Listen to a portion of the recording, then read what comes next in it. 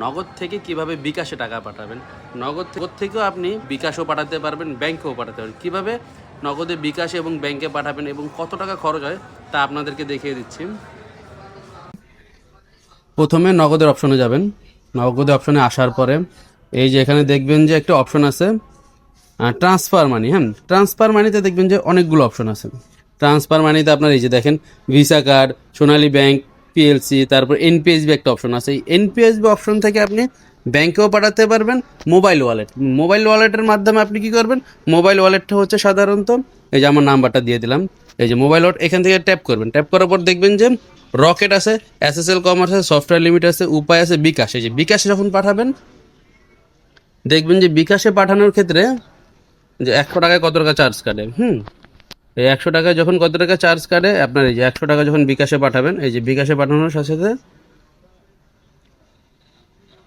0.80 পয়সা। 0.80 পয়সা কাটবে 100 টাকায়, মানে 1000 টাকায় চার্জ কাটবে 8 টাকা 50 পয়সা। তো এইভাবে যদি আপনি বিকাশ থেকে বিকাশে ট্রান্সফার করেন, সাপোজ কাউকে পাঠাতে যাচ্ছেন, তার বিকাশ আছে কিন্তু নগদ নাই, তখন আপনি এই মাধ্যমে করতে পারবেন। আর এতে আপনার খরচটাও বেশি হবে, কারণ আপনি এখানে আপনার 8 টাকা 50 পয়সা করে কাটতেছে, আবার বিকাশ থেকে যখন উঠাবেন বা ব্যাংকে ঢুকান তখন আবার 8 টাকা 50 পয়সা, এরকম আপনার প্রায় 16 টাকা 50 পয়সার মতো কাটবে। তো এটা না করে আপনি যদি টাকা ক্যাশ আউট করতে চান, তো ক্যাশ আউট করার ক্ষেত্রে কি করবেন, ক্যাশ আউট করার ক্ষেত্রে আপনি সরাসরি ব্যাংকে ট্রান্সফার করে দেবেন। তো ব্যাংক ট্রান্সফার করলে কয় টাকা কাটবে এটা হচ্ছে আবার দেখাচ্ছি। এই যে ব্যাংক ট্রান্সফার করলে যাবেন ব্যাংক অ্যাকাউন্টে। ব্যাংক অ্যাকাউন্টে যাওয়ার পর আপনি আপনার নাম্বারটা দেবেন 10,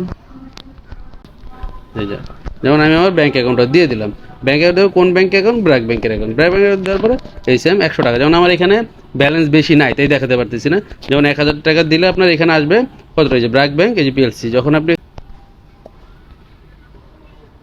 এখানে দেখাচ্ছে আপনার ইনসাফিসিয়েন্ট ব্যালেন্স, তাই এই যে 100 টাকা দিয়ে দেখছি, যেমন 100 টাকা দিলে আপনার এখানে এই যে শো করবে সেম 0.85 পয়সা। তো 100 টাকায় আপনার 0.85 পয়সা কাটবে, তাহলে 1000 টাকায় কাটতেছেন কত, 8 টাকা 50 পয়সা। তো এইভাবে নগদের মাধ্যমে আপনি বিভিন্ন উপায়ে আপনি টাকা ট্রানজ্যাকশন করতে পারেন। ব্যাংক হোক, বিকাশ হোক, রকেট হোক বা এসএসএল কমার্স, সব ধরনের পেমেন্টই আপনি নগদের মাধ্যমে করতে পারবেন। আপনাদের যে স্ক্রিনগুলো দেখাচ্ছি এগুলো যদি সত্যিই কোনো কাজে এসে থাকে অবশ্যই শেয়ার করে দেবেন এবং অন্যকে দেখার সুযোগ করে দেবেন। ধন্যবাদ। আসসালামু আলাইকুম।